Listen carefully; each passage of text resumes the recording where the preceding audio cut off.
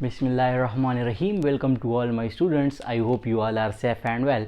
So dear students, this is Muhammad Asad here and today our lecture is on mechanism of transport of gases. आपको पता है कि ये chapter जो हमने स्टार्ट किया था रिस्पायरेशन चैप्टर, तो इसमें हमने सारा कुछ पढ़ लिया, properties of respiratory surfaces, introduction भी पढ़ लिया, साथ ही साथ में ह्यूमन रिस्पायरेटरी सिस्टम पढ़ लिया, volume and lung capacity of human वो भी पढ़ लिया। उसके बाद हमने कंट्रोल ऑफ ब्रीथिंग भी ह्यूमन में पढ़ लिया। ये जो हमारे पास आज का जो टॉपिक है ये भी ह्यूमन से रिलेटेड है, यानी हम ह्यूमन के अंदर गैसेस की ट्रांसपोर्ट पढ़ेंगे। और क्योंकि जो रिस्पायरेशन के अंदर वो गैसेस, उन गैसेस के बारे में हम पढ़ेंगे जो कि रिस्पायरेशन में होती है। अब वैसे तो बहुत सारे गैसेस हैं हमारे पास, लेकिन सिर्फ़ और सिर्फ हम उन गैसेस के बारे में पढ़ेंगे जो कि रिस्पायरेटरी सिस्टम या रिस्पायरेशन के अंदर हमारे पास यूज़ होती है। ओके, तो वो कौन कौन सी गैसेस है? एक है हमारे पास ऑक्सीजन जिसको हम O2 से लिख लेते हैं, और एक है हमारे पास कार्बन डाइऑक्साइड जिसको हम CO2 लिखते हैं। ये दो गैसेस ऐसे हैं जो कि हमारे बॉडी को इसकी नीड भी होती है और इसको बाहर भी, यानी ऑक्सीजन की नीड होती है और कार्बन डाइऑक्साइड को बाहर छोड़ना पड़ता है एनवायरनमेंट में।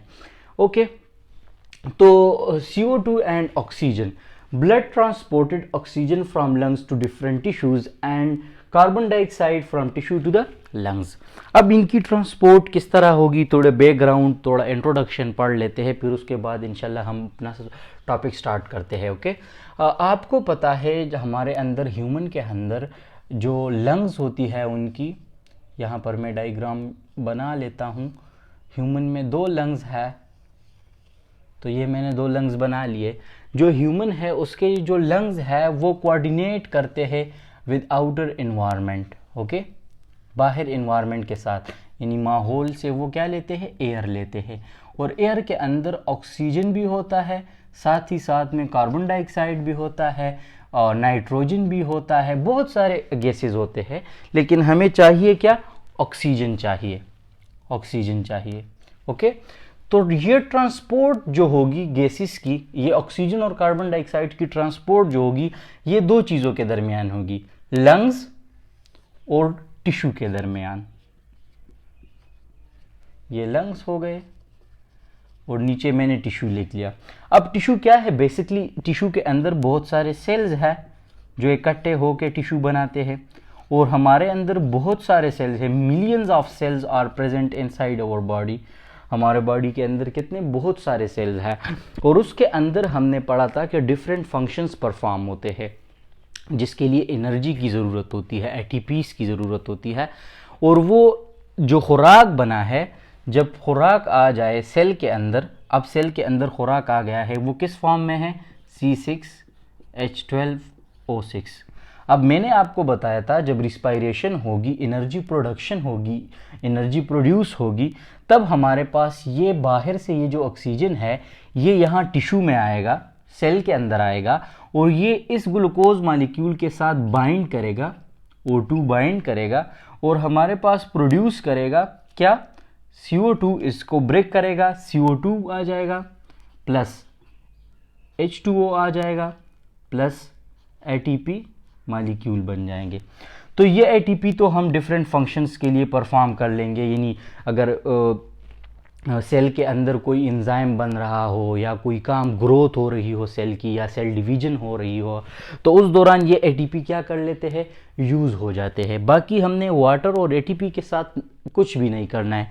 CO2 को यहाँ पर मिलियंस ऑफ सेल है, तो ये CO2 बहुत ज़्यादा मिकदार में प्रोड्यूस हो जाता है। जब ये प्रोड्यूस हो जाता है तो इसको बाहर निकालना पड़ता है।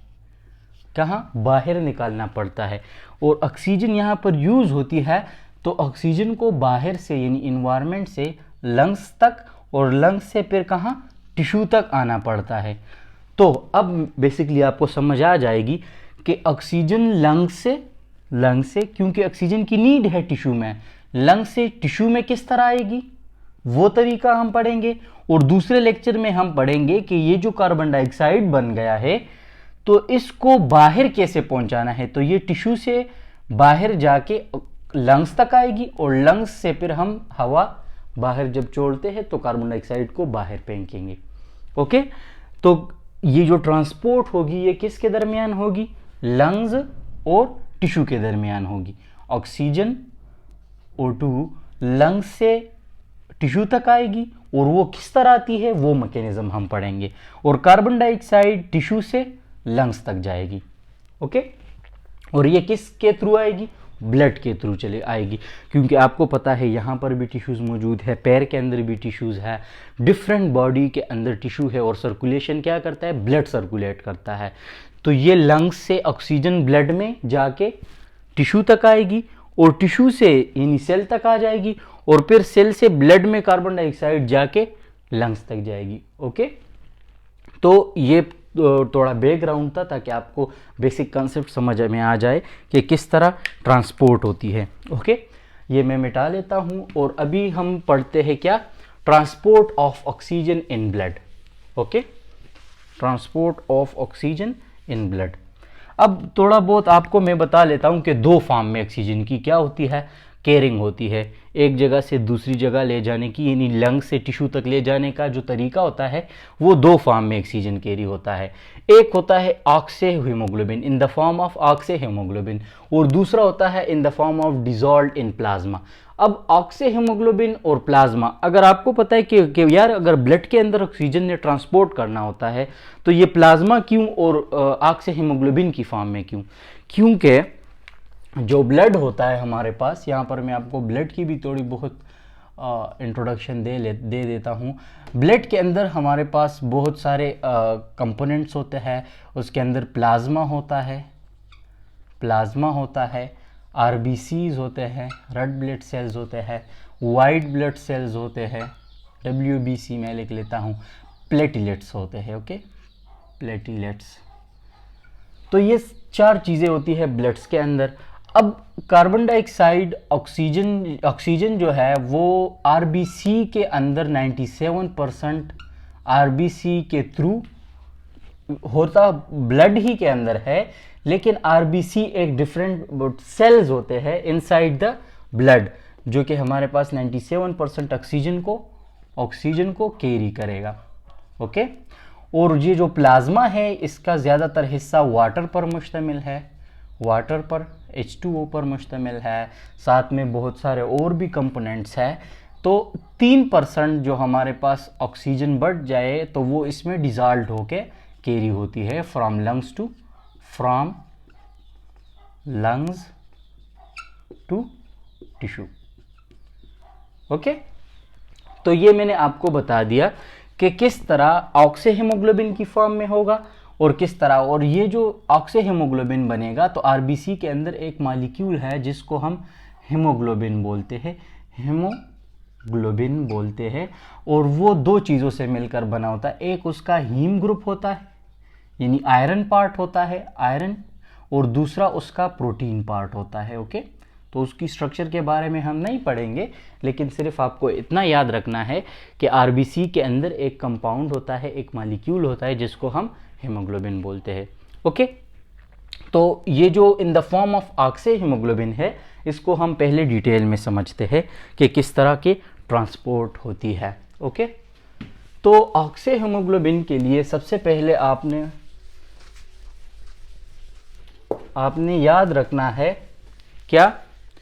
In the form of oxyhaemoglobin. अब ये ऑक्सीजन जो है लंग्स के अंदर, मैंने आपको बताया था लंग्स के अंदर हमारे पास एल्वेलाई होती है। स्ट्रक्चर ऑफ लंग्स जब हम रेस्पिरेटरी सिस्टम पढ़ रहे थे उसमें, इसके इर्द गिर्द हमारे पास ब्लड कैपिलरीज होती है जिसमें ब्लड होती है इसी तरह। ओके, तो ऑक्सीजन एल्वेलाई से यानी लंग से बाहर हमने सांस ली है, अंदर आई है, लंग्स से इस ब्लड के अंदर आ जाएगी, और 4 ऑक्सीजन मालिक्यूल यानी 4 ऑक्सीजन मालिक्यूल एक हीमोग्लोबिन के साथ प्लस 1 हेमोग्लोबिन Hb से मैं लिख लेता हूँ के साथ मिलेंगे, और वो क्या बनाएंगे हमारे पास in the carbonic anhydrase enzyme की मौजूदगी में वो बनाएंगे Hb4O2। Hb4O2 हमारे पास क्या है? ऑक्सी हीमोग्लोबिन कंपाउंड है। तो ब्लड के अंदर क्या बनेगा? RBC के अंदर Hb4O2। तो इसका मतलब कि लंग्स से ऑक्सीजन ब्लड में आ चुका है। और इसके लिए क्या क्या लाजमी है, शराइत क्या है कि ऑक्सीजन कैरिंग कैपेसिटी होनी चाहिए। क्या? Oxygen carrying capacity. अब ऑक्सीजन कैरिंग कैपेसिटी क्या है? The ability of haemoglobin, haemoglobin एक कंपाउंड है जो कि हमारे पास किस चीज के अंदर है, रेड ब्लड सेल के अंदर है, to bind with oxygen are called oxygen carrying capacity. और ये डिपेंड करता है किस चीज के ऊपर, and are directly proportional to the partial pressure of oxygen. जहां पर पार्शियल प्रेशर ज्यादा हो ऑक्सीजन की, तो उस दौरान ऑक्सीजन बाइंड करेगा किसके साथ, हेमोग्लोबिन के साथ। और ऑक्सीजन, और जब पार्शियल प्रेशर ऑक्सीजन की कम हो तो उस दौरान हमारे पास क्या होगा, ये बाइंड नहीं करेगा, यानी टूट जाएगा। अब आपको पता है कि जो लंग्स होता है, लंग्स, उसके अंदर ऑक्सीजन ज्यादा मिकदार में होता है क्योंकि उसने बाहर से इनहेल की है। और अगर टिश्यू की हम बात कर ले, टिश्यू की अगर हम बात कर ले तो उसके अंदर ऑक्सीजन की क्या, जो हमारे पास जो उसकी प्रेशर होती है ऑक्सीजन की, पार्शियल प्रेशर होती है, वो कम होती है। यहाँ पर आप देख सकते हैं कि पार्शियल प्रेशर 95 mmHg होती है। लंग्स के अंदर क्या होती है, नॉर्मली 95 mmHg होती है, और यहाँ पर 40, टिश्यू के अंदर 40 mmHg होता है। तो जब 95 mmHg प्रेशर ज़्यादा है ऑक्सीजन की और यहाँ पर टिश्यू के अंदर 40 mmHg कम है, तो ऑक्सीजन बाइंड करेगा कहाँ पर, लंग्स के अंदर बाइंड करेगा विद द हेमोग्लोबिन मॉलिक्यूल, और यहाँ पर वो टूट के टिश्यू को देगा। ओके, तो ये तो मेरे ख्याल में आपको भी समझ आ गया होगा कि ऑक्सीजन क्या है। Oxygen carrying capacity is directly proportional to what, partial pressure of oxygen। okay, is directly proportional, जितना पार्शियल प्रेशर ज्यादा होगा उतना ही ऑक्सीजन कैरिंग कैपेसिटी ज्यादा होगी। ओके, उसके बाद हम पढ़ते हैं कि यार अगर हमने क्या करना है, उसके बाद हमने 100 ml ऑफ ब्लड लेना है। आपको पता है कि हमारे बॉडी में बहुत ज़्यादा ब्लड है, लेकिन हमने सिर्फ और सिर्फ एक छोटा सा हिस्सा लेना है, यानी 100 ml ऑफ ब्लड लेनी है कि उसके अंदर कितना ऑक्सीजन कैरी होता है। 100 ml ऑफ ब्लड लेनी है कि उसके अंदर कितना ऑक्सीजन कैरी होता है from lungs to tissue. Okay, अब 100 ml ब्लड तो ले ली है हमने, अब maximum oxygen carrying capacity of 100 ml blood कितनी है। Okay, 100 ml blood, okay, 100 ml blood की मैक्सिमम के वो उससे ज़्यादा नहीं हो सकता, maximum oxygen carrying capacity. Okay, अब क्या है कि मैक्सिमम ऑक्सीजन कैरिंग कैपेसिटी, अब आर्टेरियल ब्लड और वीनल ब्लड, आर्टेरियल ब्लड क्या है और वीनल ब्लड क्या है। जब हमारे पास यानी लंग्स से ऑक्सीजन ब्लड के अंदर हो, ऑक्सीजन ब्लड के अंदर ज़्यादा हो, ब्लड के अंदर ज़्यादा हो और वो आ जाए टिश्यू तक। ओके, यहाँ पर इसके अंदर ऑक्सीजन ज़्यादा हो तो इसको हम आर्टेरियल ब्लड कहेंगे। Okay, arterial blood. और जब टिश्यू में आ जाए और टिश्यू से जो ब्लड वापस जाएगी तो उसको हम क्या बोलेंगे, वीनस ब्लड। ओके, तो जाहिर बात है कि आर्टेरियल ब्लड में ऑक्सीजन की मिकदार ज़्यादा होगी और वीनस ब्लड में ऑक्सीजन की मिकदार कम होगी, क्योंकि टिश्यू के अंदर ऑक्सीजन यूज़ हो गया है किस फॉर्म में, C6H12O6 प्लस O2। तो ये ऑक्सीजन यहाँ पर टिश्यू के अंदर यूज़ हुआ है और दोबारा जब ब्लड जाएगी तो उसके अंदर ऑक्सीजन की कमी आ चुकी होगी, तो जाहिर ही बात है। तो मैक्सिमम जो हमारे पास कैपेसिटी होती है ऑक्सीजन की 100 ml ऑफ ब्लड की, 20 ml जो ऑक्सीजन होता है, 20 ml ऑफ ऑक्सीजन जो होता है पर 100 ml ऑफ ब्लड के अंदर कैरी होता है। Okay, 20 ml oxygen O2 carry होता है कहाँ पर 100 ml ऑफ ब्लड। और यहाँ पर हमारे पास पीएच की पार्शियल प्रेशर ऑफ ऑक्सीजन कितनी होगी, 100 mmHg होगी, यानी और कितने सेचुरेटेड कितना होगा ये जगह, ये क्या हमारे पास ये ब्लड 100% सेचुरेटेड होगा। क्या होगा? सेचुरेटेड होगा, कि ऑक्सीजन इसमें बहुत ज़्यादा होगी, यानी इससे ज़्यादा ऑक्सीजन 100 ml ब्लड में नहीं आ सकता। तो ये हमारे पास हो गया ऑक्सीजन कैरिंग कैपेसिटी, सही है, मैक्सिमम ऑक्सीजन कैरिंग कैपेसिटी। उसके बाद हम पढ़ेंगे कि नॉर्मली ये तो मैक्सिमम हो गई, यानी इससे ज़्यादा अब नहीं आ सकता इसके अंदर ऑक्सीजन, लेकिन नॉर्मल जब हम ब्रीथ लेते हैं तो उसके अंदर कितनी ऑक्सीजन डिजॉल्व होती है 100 ml ब्लड में, तो वो हम पढ़ेंगे कि नॉर्मल ऑक्सीजन कैरिंग कैपेसिटी। साथ ही साथ आप ये नोट भी कर लीजिए ताकि आपको बुक को पढ़ने में फिर आसानी हो। ओके, तो यहाँ पर हम पढ़ते हैं कि नॉर्मली किस तरह होता है। नॉर्मली 100 ml ऑफ ब्लड के अंदर हमारे पास जो आर्ट्रियल ब्लड है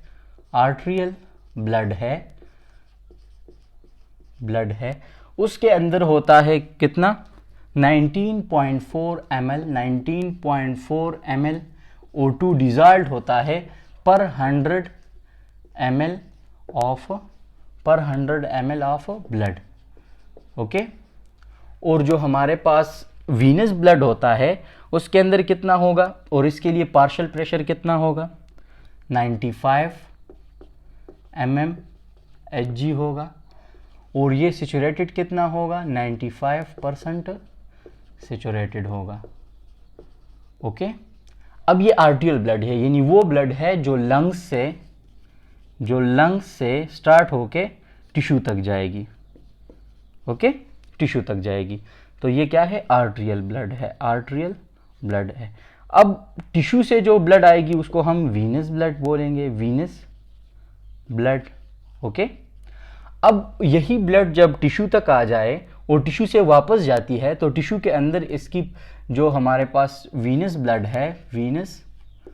है तो वो कितना फिर है हमारे पास, 15.4 ml of blood oxygen O2 पर 100 ml ऑफ ब्लड होता है। ओके, कितना होता है, पर 100 ml, यानी 100 ml में कितना ऑक्सीजन डिजॉल्व होता है, 15.4 ml ऑक्सीजन डिजॉल्व होता है। सही है। अब यहाँ पर पार्शियल प्रेशर कितनी है, 40 mmHg है, और सेचुरेशन कितनी है, 75% सेचुरेटेड होता है। ओके, अब अगर आप देख ले तो जो वापस जा रही है ब्लड उसके अंदर 15.4 है, जो ब्लड आई थी 19.4 है, तो 19.4 से 15.4 माइनस कर ले तो हमारे पास कितना आएगा, 0, और 9 से 5 तो 4 और 1 कर, तो जो 4 ml ऑफ ब्लड है वो कहाँ पर छोड़ गई, टिश्यू में छोड़ गई। 4 ml ब्लड, हर एक 100 ml blood in our body release 4 ml O2, 4 ml oxygen to the tissue. Okay, 100 ml of blood जितना भी है हमारे पास बॉडी के अंदर, वो कितना ऑक्सीजन नॉर्मल हालत में, जब अभी मैं नॉर्मल हालत में हूँ तो उस दौरान वो कितना ऑक्सीजन छोड़ेगा टिश्यू को, 4 ml ऑक्सीजन छोड़ेगा, जो कि किस चीज़ में, एनर्जी प्रोडक्शन के लिए यूज़ होती है। अब क्या है कि ये तो नॉर्मल कंडीशन हो गई। अब अगर ऑक्सीजन हमारे पास, उस दौरान ऑक्सीजन कैरिंग कैपेसिटी पढ़ेंगे जिस दौरान हम एक्सरसाइज करते होंगे, जिस दौरान हम कुछ जिम वगैरह करते हैं या सुबह सवेरे उठ के रनिंग करते हैं, तो उस दौरान क्या होता है कि ऑक्सीजन कैरिंग कैपेसिटी ज़्यादा हो जाती है। ओके, अब यहाँ पर दोबारा से मैं लिख लेता हूँ, ये मैं मिटाता हूँ, तो ये तो आर्टियल ब्लड तो बिल्कुल सेम ही रहेगा, क्योंकि 19.4 ml ऑक्सीजन जो है 100 ml ऑफ ब्लड के अंदर डिजॉल्व हो जाएगी। 95 mmHg वो ही प्रेशर रहेगा, सेचुरेशन भी वही रहेगी। अब ये जो वीनस का है ये थोड़ा चेंज हो जाएगा, और किस तरह चेंज होगा कि ये हो जाएगा 4.4, जो वीनस ब्लड वापस जा रहा है उसके अंदर 4.4 ml ऑक्सीजन होगा पर 100 ml ऑफ ब्लड में। ओके, और साथ में क्या होगा कि इसके अंदर जो पार्शियल प्रेशर वो भी कम हो जाएगी ना ऑक्सीजन की, क्योंकि ज़्यादा टिश्यू के अंदर ज़्यादा ऑक्सीजन यूज़ हो रही है, क्योंकि मसल्स वर्क कर रहे हैं। जब मसल्स वर्क कर रहे हैं उसको एनर्जी की ज़रूरत है और एनर्जी प्रोडक्शन के लिए ऑक्सीजन की ज़रूरत है, तो ऑक्सीजन की पार्शियल प्रेशर में कमी आएगी, ज़्यादा ऑक्सीजन यूज़ होगा तो पार्शियल प्रेशर में भी कमी आ जाएगी और वो कितनी हो जाएगी 18 mm Hg, और साथ में जो सेचुरेशन होगी वो कितनी होगी 20% सेचुरेटेड। ओके, अब आप देख ले 19.4 से 4.4 हटा ले तो कितनी आएगी हमारे पास, यही कुछ 15 माइनस कर ले तो 15 ml क्या होगी कि हर एक एक्सरसाइज के दौरान, वहां पर हमने इससे पिछली दफ़ा कितना दिया था 4 ml ऑफ ब्लड लिए, नॉर्मल हालत में 4 ml ऑफ ऑक्सीजन दिया था टिश्यू को, लेकिन जब हम एक्सरसाइज करते हैं तो ऑक्सीजन की रेट ज़्यादा हो गई क्योंकि एनर्जी की प्रोडक्शन ज़्यादा होगी, तो 15 ml ऑफ ऑक्सीजन, यहाँ पर 4 ml थी ना, अब एक्सरसाइज के दौरान 15 ml O2 हम टिश्यू को देंगे तो वीनस ब्लड में 4.4 ml वापस जाएगा, कहाँ पर, लंग्स की तरफ जाएगा।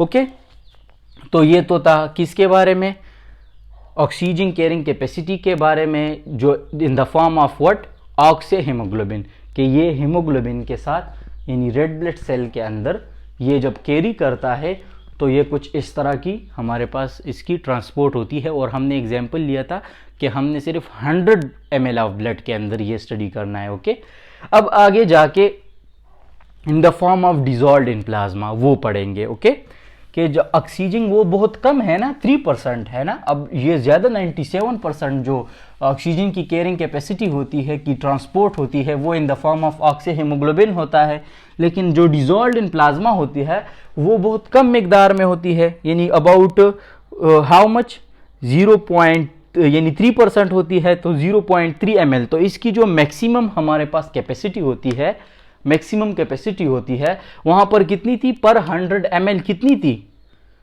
पर 100 ml मैक्सिमम कैपेसिटी कितनी थी, 20 ml ऑफ ऑक्सीजन था, और यहां पर कितना है 0.3 ml इन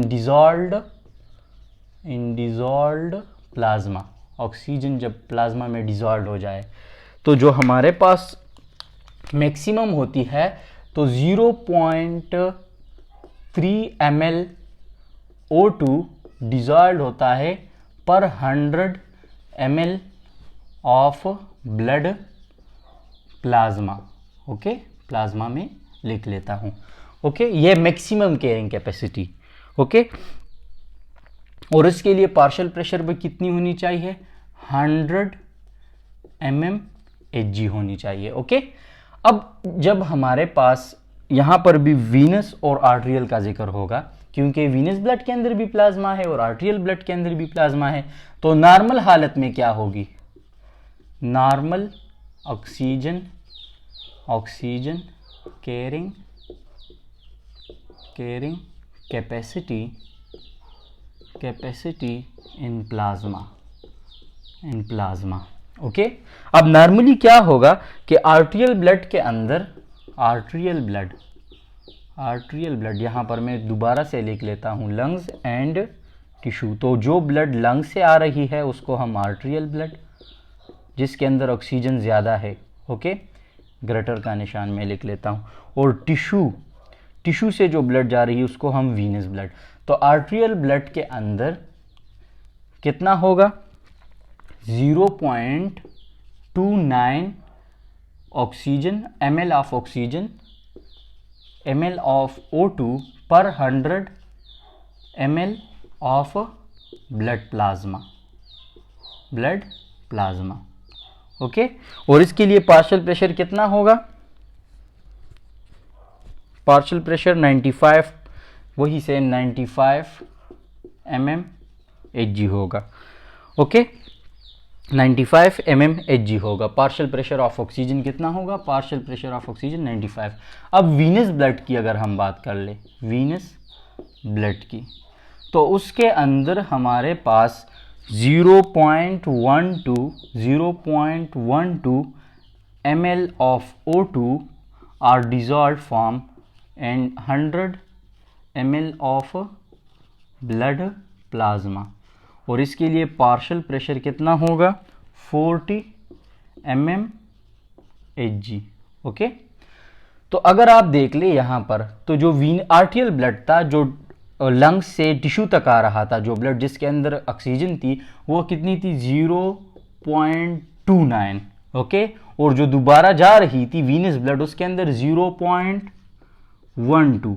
तो इसको माइनस कर ले, तो 9 से 2 गया तो कितना है 7 आया, 2 से 1 गया तो कितना आया 1। तो 0.17 यानी पर 100 ml of blood in plasma, blood plasma carry, यानी टिश्यू को कितना देगा, give 0.17 oxygen to tissue. Tissue में कितना ऑक्सीजन रहेगा 0.17 ml ऑफ ऑक्सीजन टिश्यू में रह गया और दोबारा से प्लाज्मा।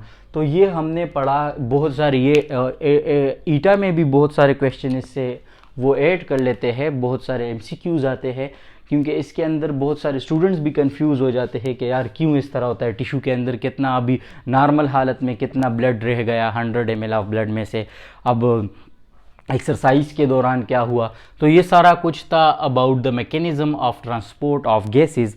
और एक हमने पढ़ा transport of oxygen in blood.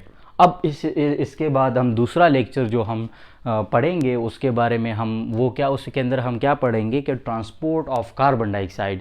अब टिश्यू तक तो क्या आ गया है, ब्लड आ गया है और उसके अंदर ऑक्सीजन टिश्यू के अंदर आ गई है। मैंने आपको बताया 4 ml ऑफ ब्लड नॉर्मल हालत में 4 ml ऑफ ब्लड छोड़ रहा था यहाँ टिश्यू के अंदर, फिर ऑक्सीजन जो थी, फिर उसके बाद 15 ml एक्सरसाइज के दौरान 15 ml ऑफ ऑक्सीजन छोड़ रहा था ब्लड के अंदर। अब प्लाज्मा के अंदर भी हम पढ़ चुके। तो इसके बाद जो यहाँ पर प्रोडक्शन ऑफ कार्बन डाइऑक्साइड है वो हम पढ़ेंगे कि वो किस तरह यहाँ टिश्यू से जाके लंग्स तक जाएगा। तो वो नेक्स्ट लेक्चर में पढ़ेंगे। आई होप ये आपको समझ आ गया होगा। अगर कोई भी क्वेश्चन हो तो आप पूछ सकते हैं। थैंक यू, अल्लाह हाफिज़।